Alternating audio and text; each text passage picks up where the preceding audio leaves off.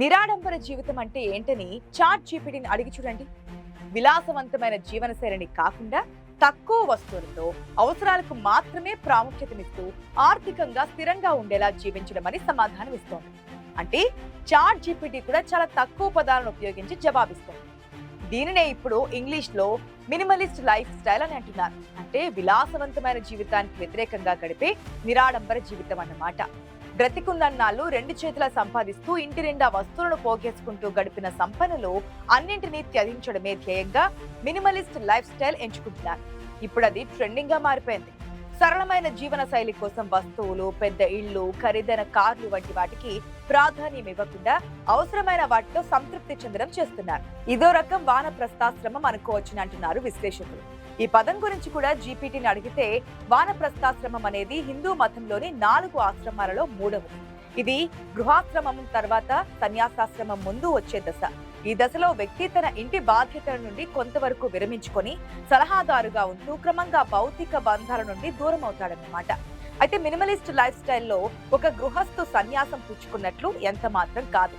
ఈ సమాజంలో ఉంటూనే తనలోని నిండుదనాన్ని తక్కువగా చూపించుకుంటూ బతుకుతూ ఉంటాడు.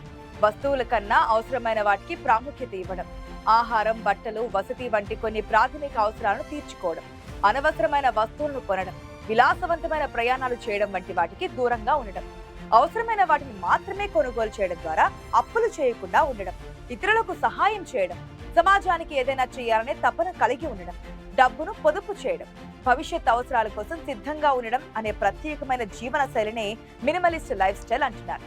బయటకు కనిపించరు కానీ మనతో పాటే ఈ మినిమలిస్టులు లెక్కకు మించి ఉన్నారు. అయితే ఎన్నో కష్టాలు పడి ఒక స్టేజ్ లైఫ్ నుంచి ఈ స్టేజ్ కి చేరుకుని మళ్ళీ సరళ జీవనం దేనికి, ఎందుకు, ఎలా అనే ప్రశ్నలు చాలా మందిలో ఉదయిస్తాయి. వాటికి సమాధానాలు కనుక్కునే ప్రయత్నం చేద్దాం పదండి. మహేష్ బాబు మరదలు శిల్పా శిరోద్కర్ ఒక ఇంటర్వ్యూలో తాను మినిమలిస్ట్ జీవితాన్ని ఎంచుకొని దాన్నే పాటిస్తున్నట్లు చెప్పింది.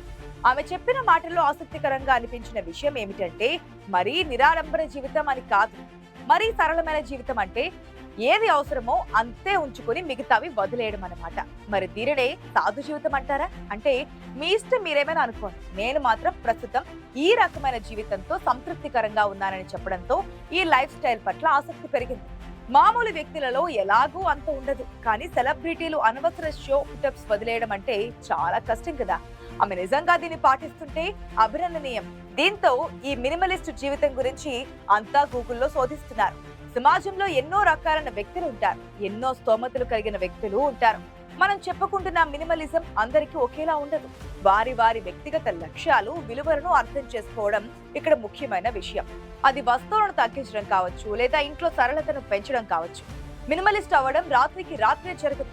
మీ టేబుల్ శుభ్రం చేయడం లేదా దుస్తులను తగ్గించడం వంటి చిన్న మార్పులతో మొదలవుతోంది.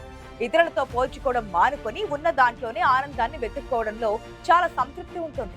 సరిపడేంతగా ఉంచుకొని అదనంగా ఉన్న స్థలాలను, అనవసరమైన వస్తువులకు దూరం అవ్వడం అంటే అవసరం లేని వాటన్నిటినీ కూడా వదిలించుకోవడం అన్నమాట. వస్తువులను తగ్గించిన తర్వాత మినిమలిస్ట్ ఇల్లు క్రమబద్ధంగా మారుతోంది. స్పష్టమైన నిల్వ కంటైనర్లు, ప్రతి వస్తువుకు నిర్దిష్ట స్థలాలు ఏర్పడతాయి. బట్టల విషయానికి వస్తే అనవసరమైన దుస్తులు, ఎప్పటికీ ఉపయోగపడే దుస్తులు ఎదురుగా ఉండేలా చూస్తారు. ఎప్పుడో ఒకసారి ధరించేవి, అస్సలు ధరించనివి ఇతరులకు గిఫ్ట్ గా ఇవ్వడంలో ఎంతో తృప్తి ఉంటుంది. ఇంట్లో బీరువాలో ఉన్న ముఖ్యమైన పత్రాలను డిజిటలైజ్ చేసుకుని నిల్వ చేయడం వల్ల ఎంతో స్పేస్ ఖాళీ అవుతోంది. అంతేకాదు అవి నేటి ఏఐ యుగంలో డిజిటల్ గా ఉండడమే సురక్షితం కూడా. చేయవలసిన పనుల జాబితాలు, క్యాలెండర్లు, టాస్క్ మేనేజ్మెంట్ యాప్ల పట్ల అవగాహన పెంచుకోవడం వల్ల దినచర్యను ట్రాక్ చేయడంలో, మానసిక గందరగోళాన్ని తొలగించడంలో సహాయపడుతూ ఉంటాయి. కొత్త వాటిని కొనుగోలు చేయడానికి బదులుగా విరిగిపోయిన వస్తువులను రిపేర్ చేయించడం వల్ల డబ్బును ఆదా అవడమే కాకుండా వ్యర్థాలను తగ్గిస్తోంది. నేటి కాలంలో మొబైల్, కంప్యూటర్, టీవీ స్క్రీన్ ద్వారా అందే డిజిటల్ గందరగోళం మనసును గందరగోళం చేస్తుంటోంది. స్క్రీన్ సమయాన్ని తగ్గించడం మినిమలిస్ట్ జీవనపు ముఖ్య లక్షణం. మనస్సును ఎప్పుడు రిలాక్స్ గా ఉంచుకోవడం అవసరం. వస్తువులను పోగు చేసుకోవడానికి బదులుగా అర్థవంతమైన అనుభవాలకు ప్రాధాన్యత ఇవ్వాలి. ఇది స్నేహితులు, కుటుంబ సభ్యులతో నాణ్యమైన సమయాన్ని గడపడం లేదా కొత్త నైపుణ్యాలను నేర్చుకోవడం వల్ల సాధ్యమవుతోంది. అవసరం లేని వస్తువులను కొనకుండా ఉండడం, అద్దెకు తీసుకోవడం, స్నేహితుల వస్తువుల్ని, పుస్తకాలు అడిగి తీసుకోవడం మానేయాలి. స్వీయ ఆలోచన, కృతజ్ఞత వంటి మైండ్ ఫుల్నెస్ పద్ధతులు ప్రధాన విలువలను బాగా అర్థం చేసుకోవడానికి సహాయపడతాయి. తప్పనిసరి కొత్త వస్తువును కొనుగోలు చేసినప్పుడు ఇప్పటికే ఉన్న పాత వస్తువును పారివేయడం లేదా దానం చేయడం చేయాలి. ఇది మీ స్థలాన్ని సేవ్ చేయడంలో సహాయపడడమే కాకుండా ఇతరులకు ప్రయోజనం కలిగిస్తోంది. ఖర్చులు ప్రాధాన్యతలకు అనుగుణంగా ఉండేలా కఠినమైన బడ్జెట్ ను నిర్వహించుకోవాలి. చేసే ప్రతి కొనుగోలును పుస్తకంలో రాయడం ద్వారా మనం ఎంత తరచుగా ఎంత ఖర్చు చేస్తున్నామో ఒక అవగాహన వచ్చేందుకు సహాయపడుతూ ఉంటుంది. దీనివల్ల అనవసరమైన వస్తువులపై డబ్బు ఖర్చు చేయడానికి బదులుగా ఆ డబ్బు పొదుపు చేయబడి పదవీ విరమణ నిధిని పెంచుకునేందుకు ఉపయోగపడుతుందన్నమాట.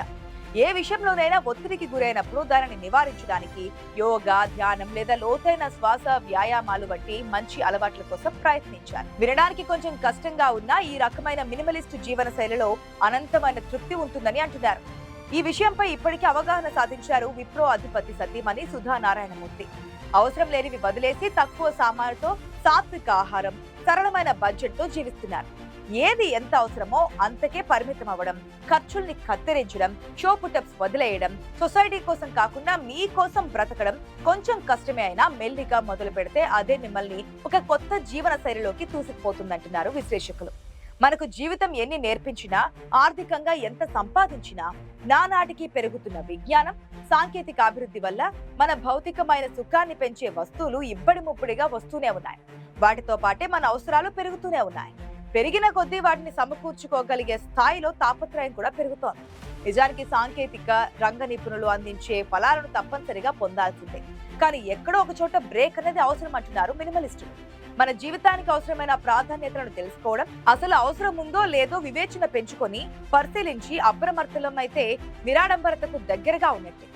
అసాధారణ ప్రతిభ చూపిన తర్వాత వచ్చే ప్రశంసలకు చిరునవ్వుతో స్పందించడం నిరాడంబరత. అద్భుతమైన ప్రతిభను చూపినప్పుడు ప్రజలు హర్షధ్వానాలు చేసిన క్షణాలు ఎగిరెగిరి పడకుండా ఉండడం నిరాడంబర లక్షణం.